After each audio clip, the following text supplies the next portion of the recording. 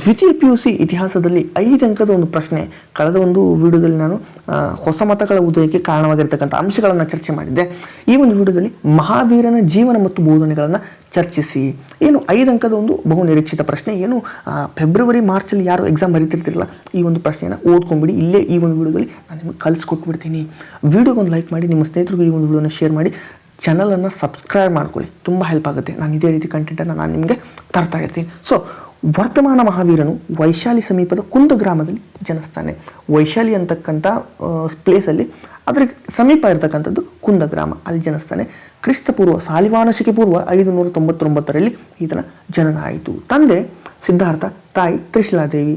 18ನೇ ವಯಸ್ಸಿನಲ್ಲಿದ್ದಾಗ ರಾಜ್ಕುಮಾರಿ ಯಶೋದಾಳನ್ನು ವಿವಾಹ ಆಗ್ತಾನೆ, ಮದುವೆ ಆಗ್ತಾನೆ. ಅನ್ನೋಜ ಅಥವಾ ಪ್ರಿಯದರ್ಶಿ ಎಂಬ ಮಗಳಿದ್ಲು. ಅನ್ನೋಜ್ ಅಥವಾ ಪ್ರಿಯದರ್ಶಿಯ ಎಂಬ ಹೆಸರಿನ ಮಗಳು ಇದ್ಲು ಇವನಿಗೆ. ತಂದೆ ತಾಯಿಯರ ಆಕಸ್ಮಿಕ ಮರಣದಿಂದಾಗಿ, ಅಂದರೆ ಆಕಸ್ಮಿಕವಾಗಿ ಸಡನ್ನಾಗಿ ಇವರು ತಂದೆ ತಾಯಿಗಳು ತೀರ್ಕೊಳ್ತಾರೆ, ಸತ್ತೋಗ್ತಾನೆ. ಉಡುಪನ್ನೂ ಸೇರಿದಂತೆ ಪ್ರಾಪಂಚಿಕ ಸುಖ ಭೋಗಗಳನ್ನು ತ್ಯಜಿಸಿ ಸನ್ಯಾಸಿ ಆಗ್ತಾನೆ. ಏನು ಬೇಡಪ್ಪ ನನಗೆ, ನಾನು ಇದನ್ನೆಲ್ಲ ತ್ಯಜಿಸಿ, ನನಗೆ ಬಟ್ಟೆ ಬೇಡ, ಬರೆ ಬೇಡ, ನನಗೆ ಆಸ್ತಿ ಅಂತಸ್ತು ಏನು ಬೇಡ, ನಾನು ಸನ್ಯಾಸಿ ಆಗ್ತೀನಿ ಅಂತ ಸನ್ಯಾಸಿ ಆಗ್ತಾನೆ. ಬಟ್ಟೆಗಳನ್ನು ಕೂಡ ತೆಗೆದುಬಿಡ್ತಾನೆ. 13 ವರ್ಷಗಳ ಕಾಲ ಧ್ಯಾನ ಮಾಡ್ತಾನೆ. ವೈಶಾಖ ಮಾಸದ 10ನೇ ದಿನ, 13 ವರ್ಷ ಧ್ಯಾನ ಮಾಡಿ ವೈಶಾಖ ಮಾಸದ 10ನೇ ದಿನ ಬಿಹಾರದ ಜೃಂಬಿಕಾ ಗ್ರಾಮದಲ್ಲಿ ಕೈವಲ್ಯ ಜ್ಞಾನ, ಅತ್ಯುನ್ನತ ಆಧ್ಯಾತ್ಮಿಕ ಧ್ಯಾನ ಪಡೆದನು. ಇವನಿಗೆ ಜೀನ ಅಥವಾ ಇಂದ್ರಿಯ ಗೆದ್ದವನು. ಕೇವಲೀನ್ ಅಂದರೆ ಸರ್ವಜ್ಞ ಎಂದು ಕರೆಸ್ಕೊಂಡ. ಈತ ಜೀನ ಅಥವಾ ಮತ್ತು ಕೇವಲೀನ್ ಅಂದರೆ ಸರ್ವಜ್ಞ ಎಂದು ಕರೆಸ್ಕೊಳ್ತಾನೆ. ಮುಂದಿನ 30 ವರ್ಷ ಕೋಸಲ, ಮಗಧ, ವಿದೇಹ ಮುಂತಾದ ಕಡೆ ಜೈನ ತತ್ವವನ್ನು ಪ್ರಚಾರ ಮಾಡಿ ಸಾಲಿವಾನಶಿಕೆ ಪೂರ್ವ 527ರಲ್ಲಿ 72ನೇ ವಯಸ್ಸಿಗೆ ಬಿಹಾರದ ತನ್ನ ಒಂದು ಪ್ರಾಣವನ್ನು ತ್ಯಾಗ ಮಾಡ್ತಾನೆ. ಈ 72ನೇ ವಯಸ್ಸಿನಲ್ಲಿ ಬಿಹಾರದಲ್ಲಿ ಇರ್ತಕ್ಕಂಥ ಬಿಹಾರ ರಾಜ್ಯ, ಇಲ್ಲಿ ರಾಜಗೃಹ ಸಮೀಪದ, ಅಂದರೆ ಒಂದು ರಾಜಗೃಹ ಇರುತ್ತೆ, ಅಲ್ಲೇ ಸಮೀಪದ ಪಾವ ಎಂಬಲ್ಲಿ ನಿರ್ವಾಣ ಹೊಂತಾನೆ. ಇದೊಂದು ಚಿಕ್ಕ ಹಳ್ಳಿ. ನೆಕ್ಸ್ಟ್, ಇದು ಏನೇನು ಬೋಧನೆ ಮಾಡಿದ ಹಾಗಾದರೆ, ಮೋಕ್ಷ ಸಾಧನೆಗಾಗಿ ಪಂಚಶೀಲ ತತ್ವಗಳನ್ನು ಮತ್ತು ತ್ರಿರತ್ನಗಳನ್ನು ಈತ ಬೋಧನೆ ಮಾಡ್ತಾನೆ. ಪಂಚಶೀಲ ತತ್ವಗಳೇನು?